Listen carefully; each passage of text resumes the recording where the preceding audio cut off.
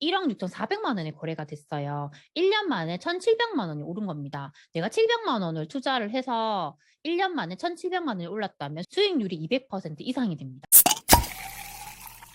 안녕하세요. 세비트입니다. 오늘 저는 딱 1,000만 원이 있다면 이렇게 하겠다는 주제로 여러분에게 말씀을 드리고 싶습니다. 이 1,000만 원이라는 돈은 우리가 어떻게든지 마련할 수 있는 돈이라고 생각을 해요. 그런데 만약에 내가 1,000만 원이 있다면 이걸 어떻게 쓸까? 그게 좀 궁금하더라고요. 제가 생각하는 것에 대해서 말씀을 드리겠습니다. 우선 첫 번째는 제가 1,000만 원이 있다면 가장 쉽게 떠올릴 수 있는 것이 주식 투자인 것 같아요. 유튜브 채널을 보더라도 이런 1,000만 원을 가지고 주식에 투자하는 내용들이 많더라고요. 사실 저도 주식 투자를 하고 있어요. 저 같은 경우는 1,000만 원을 모았어요. 그 돈을 가지고 내가 뭘 하면 될까라고 생각을 했을 때 가장 먼저 주식이 떠올랐습니다. 그래서 주식을 샀는데 저는 주식에 대해서 잘 모르는 사람이에요.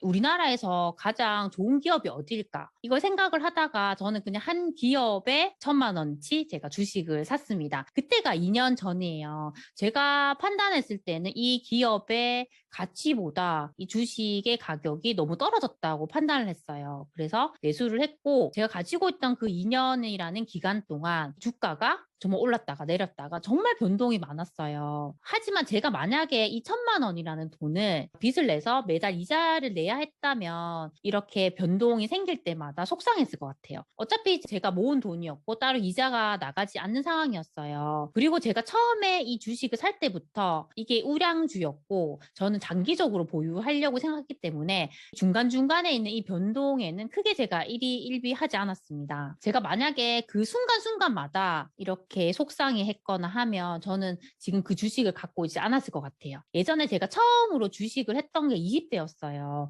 그때는 정말 매일매일 매일 시간마다 주가를 확인했습니다. 주가가 올라갈 때는 너무 기분이 좋았고 주가가 내려가면 정말 세상이 무너지는 것 같은 느낌을 받았어요. 제가 너무 스트레스를 받다 보니까 더 이상 갖고 있지 못하고 빨리 매도를 해버렸습니다. 하지만 지금은 나이도 들었고 이제 그렇게 작은 것에는 크게 연연하지 않게 되더라고요. 그렇게 되면서 이런 주식을 계속 보유를 하게 된 것 같아요. 두 번째로 우리가 생각해 볼 수 있는 게 저는 부동산 투자인 것 같습니다. 제 수강생 분들이나 주변의 지인들이 항상 이런 질문을 많이 하세요. 세비티님, 내가 부동산 투자를 하려고 하는데 최소한의 금액이 얼마 정도가 있으면 될까요? 라고 합니다. 저는 그럴 때는 최소한 그래도 3,000만 원 정도는 있어야 하지 않을까요? 라고 말을 해요. 제가 그렇게 말씀을 드리는 이유는 우리가 소도시를 본다고 하더라도 정말 입지가 괜찮은 곳의 구축은 투자금이 3,000만 원 정도 들어요. 이제 막 투자를 시작하려고 하는 초보자분들 같은 경우는 그래도 입지가 좀 괜찮은 곳을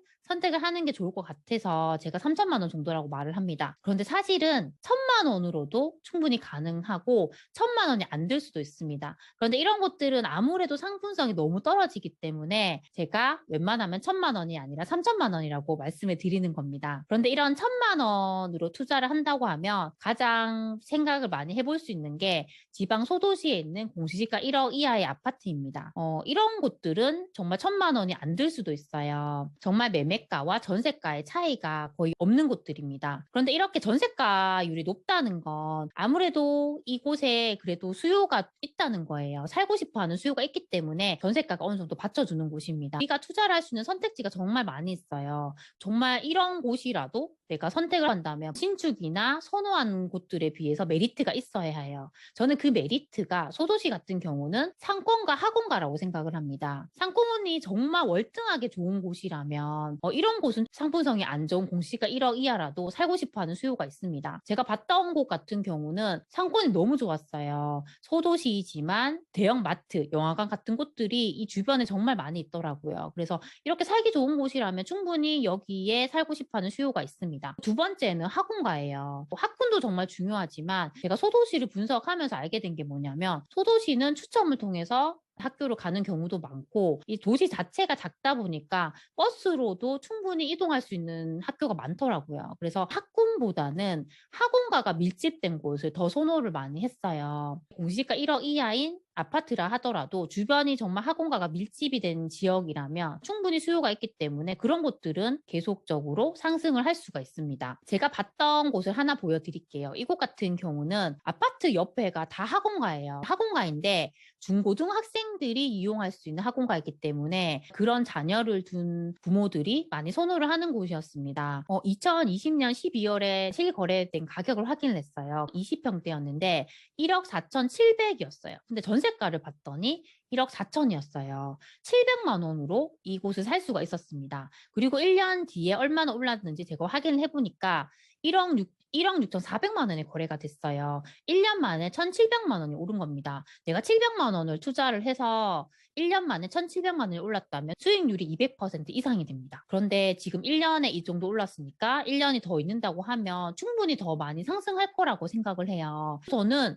내가 1,000만 원밖에 없다고 해서 부동산 투자를 할 수 없다는 건 아닌 것 같아요. 충분히 이런 곳들도 있기 때문에 검토를 해보는 것도 좋을 것 같습니다. 그런데 내가 정말 투자금이 많다고 하면 이런 곳을 보기보다는 훨씬 더 입지가 좋고 상품성이 좋은 곳들을 보는 게 맞아요. 항상 드리는 말씀이지만 각 구별 아니면 동별 상위 30%에서 투자처를 찾아내는 게 가장 좋다고 생각합니다. 이 상위 30% 안에는 사람들이 선호하고 수요가 많은 아파트들이 있기 때문에 저는 그런 곳들을 보는 게 좋다고 생각해요. 하지만 이런 곳들은 그래도 투자금이 5천만 원 이상은 드는 곳들이 많이 있어요. 그래서 내가 정말 돈이 없어서 1,000만 원밖에 없다고 하면 그런 곳을 사고 싶어도 살 수가 없잖아요.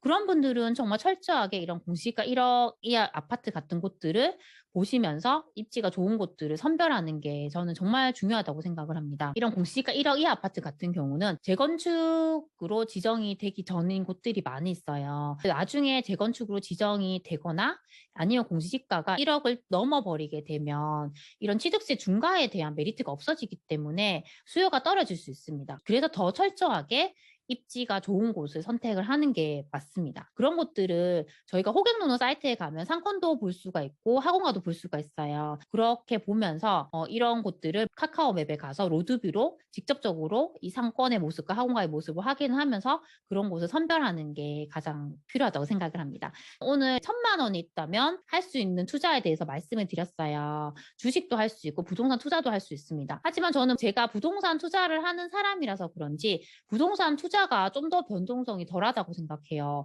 부동산을 공부해 보시면 알겠지만 예상을 할 수 있는 곳들이 많이 있어요. 우리가 이렇게 저평가 지역을 찾으면 향후 이런 곳들은 몇 년 동안 상승을 할 곳이기 때문에 그런 곳을 찾아서 투자를 하면 정말 실패하지 않는 투자를 할 수가 있습니다. 하지만 제가 주식 투자를 해보니까 제가 주식을 잘 몰라서인지 그걸 예측하기가 너무 어렵더라고요. 그래서 1,000만 원이 있다면 뭐 주식이든 부동산이든 할 수 있지만 좀 더 안정적인 방향으로 한다면 부동산도 충분히 고려할 수 있기 때문에 그런 방법을 좀 찾아보셨으면 좋겠습니다. 항상 제 영상을 시청해줘서 정말 감사드립니다. 그럼 다음 시간에 만나요. 안녕.